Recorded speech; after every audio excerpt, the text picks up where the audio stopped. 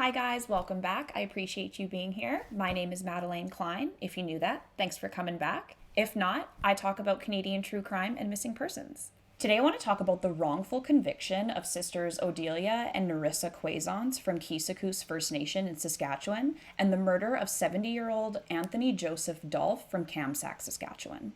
If you can hear purring, it's because there's a black cat on my lap and he's purring loudly. Odelia and Nerissa were wrongfully convicted of second-degree murder and have spent the last 3 decades incarcerated for a crime they did not commit. So we're going to go back all the way to February of 1993. On February 25th, 1993, 21-year-old Odelia and her 19-year-old sister Nerissa left their house at around 11 p.m. and met up with their 14-year-old cousin Jason Cashane. Jason had taken prescription pills from his grandmother. The 3 of them did them, hung around the house for a little bit playing cards, and it's said that Jason started to get kind of squirrely. So the 3 of them ended up going back to Jason's grandmother's house to use the phone to call a man named Anthony Joseph Dolph. He went by Joe, so that's what we'll call him. It's alleged Jason knew this man's number off by heart. So Jason calls 70-year-old Joe Dolph to come pick the trio up. He does, and the 4 of them go back to Dolph's farmhouse to continue drinking. Here's the thing about Joe Dolph. He was clearly a weird predator for hanging around these young people to begin with, but do you want to know how he met the Quewezance sisters? Joe Dolph worked as a caretaker at the St. Philip's Residential School for decades, and that's how he met Odelia and Nerissa. The girls were sent to the Kamsack Residential School, and Odelia was sexually assaulted by a nun at the age of 8. This abuse and trauma is what led Odelia to alcohol addiction and substance abuse by her early 20s. Court documents state that Dolph had called the sisters home just days prior to February 25th. Odelia testified that she had been to Dolph's residence before, and he told her to come over the next time he got paid, as he would be buying liquor. It was common knowledge that Dolph would supply alcohol and pay young women to sleep with him. So the 4 of them end up at Dolph's farmhouse, and just after midnight, Dolph and Odelia go into Kamsack to buy some more beer. It's during this time Dolph keeps making sexual advances toward Odelia. I guess he kept trying to hold her hand, and it's alleged he actually kept saying, quote, "You will sleep with me tonight." They return to the farmhouse, and Joe continues to make sexual advances towards Odelia. The 2 of them end up in Dolph's bedroom, where he continues to attempt to solicit Odelia for sex when she sees an envelope of money.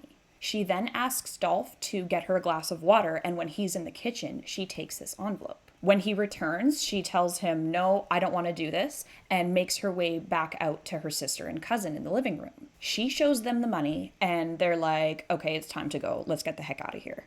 Odelia pretended to make a telephone call and told Joe they were needed at home, so they needed to go. It's when they're all in the vehicle and driving, Joe pulls over and asks them, "So which one of you took the envelope of money?" They all denied having it, and Joe turned the car around and took the 3 back to his farmhouse. Odelia was sitting in the front seat, and Nerissa and Jason were in the back, panicking.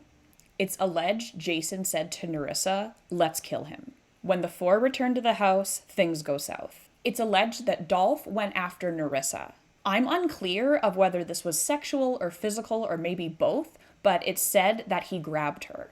Dolph grabbed Nerissa, which made Odelia step in, as she had always protected her sister. It's at this point court documents read that Nerissa hit Dolph with a kettle and Odelia struck him with an ornament, or threw an ornament at him. Nerissa testifies that Jason handed her a knife, which she threw to the ground. Jason was beating Dolph and eventually chased him into his bedroom. In a statement, Odelia claims to have pushed Dolph and stabbed him once, but the blade broke. In court, she would say she only remembers pushing him. We'll come back to statements in just a minute here. The court heard Odelia and Nerissa both went into a different bedroom, crying and scared. Dolph would end up being stabbed 17 times, twice in the heart, had a telephone wire wrapped around his neck, and a television thrown on his head. Odelia, Nerissa, and Jason then took Dolph's truck to get home, and they got home just after 4 a.m.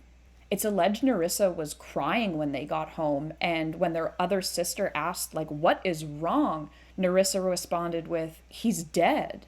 I'm unsure on the time, but the next morning, Odelia and Nerissa are walking to their grandmother's house, and RCMP pull over and arrest them. I was wondering what led to them being caught, and then I read an article stating that they had taken Dolph's truck, so I'm assuming that's how they tracked the truck down. That's definitely not a fact, just speculation on my part, but I'm just unsure of how else they would have tracked these three down.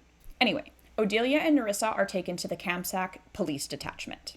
The girls' lawyers said that they would not be giving any statements, and Nerissa and Odelia were actually supposed to be transferred to the Pine Grove Correctional Facility in Prince Albert.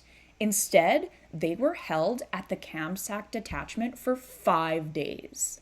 So they were held at the police station for damn near a week, and police took multiple forced statements. Not only this, but police contaminated the crime scene and moved the body.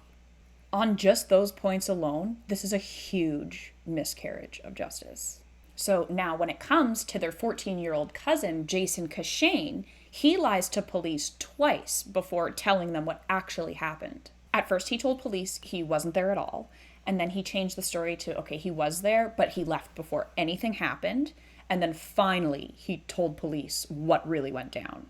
He said that he felt scared and threatened by the police, which I cannot blame him. He was 14 years old, but his story has not changed since. To this day, he admits he lied, he is the one that killed Joe Dolph, and his cousins are innocent.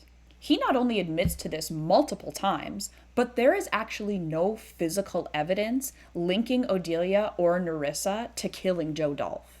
As well as there's contradictory evidence regarding the telephone cord around Dolph's neck. There was reasonable doubt that these women committed this crime, but the all-white jury still found them guilty of second-degree murder, and the girls were sentenced to life without parole for 14 years. There was speculation that there was not only an urge to solve this crime, but to pin it on an adult. There had been 3 other murders committed by youth in the area within the last year or 2 of this happening.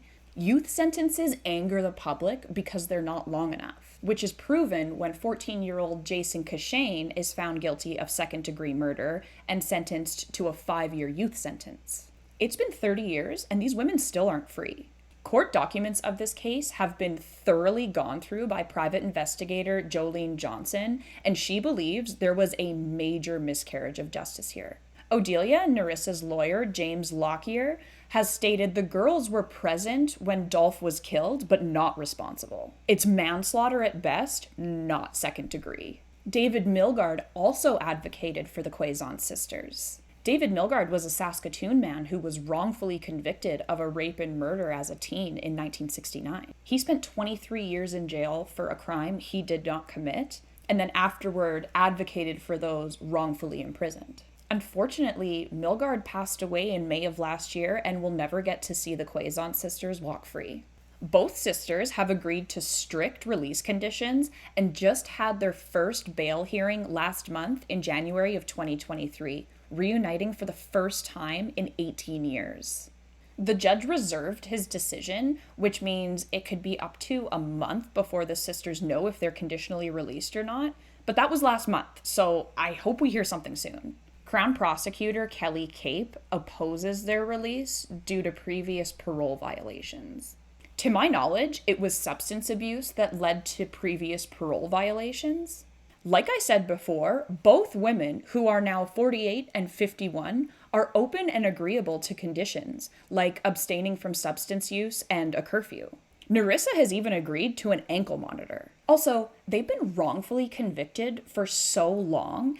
How can this prosecutor not look at this case and think, okay, on paper there's parole violations, but if we dig a little bit deeper, we'll learn that this is an unjust case and these women shouldn't have been convicted as they were and sentenced for so long.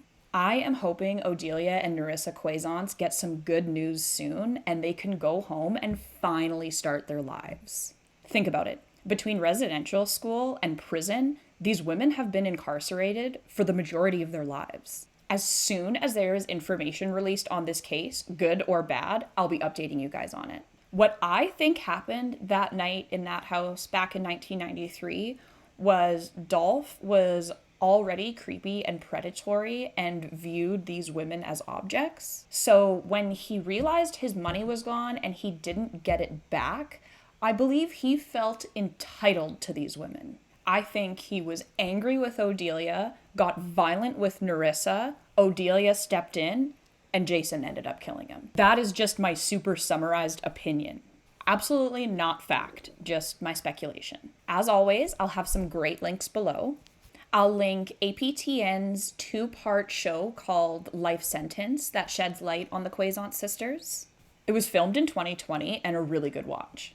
And I'll link a couple of really good informative articles that I came across. I'll have my Linktree linked if you're moved to watch any of my other content or subscribe. You can find all that good stuff there. Like I said, I'll be posting updates on this case when I can. Jeremy Skibicki's trial starts in 2 days, February 9th, 2023. I'll be posting updates on that as well. If you're unfamiliar with Skibicki or just want to learn a little bit more, I'll link my video about him below as well. But other than that, I think that is it for me for today. Thank you guys so much for being here. I appreciate you more than you'll ever know.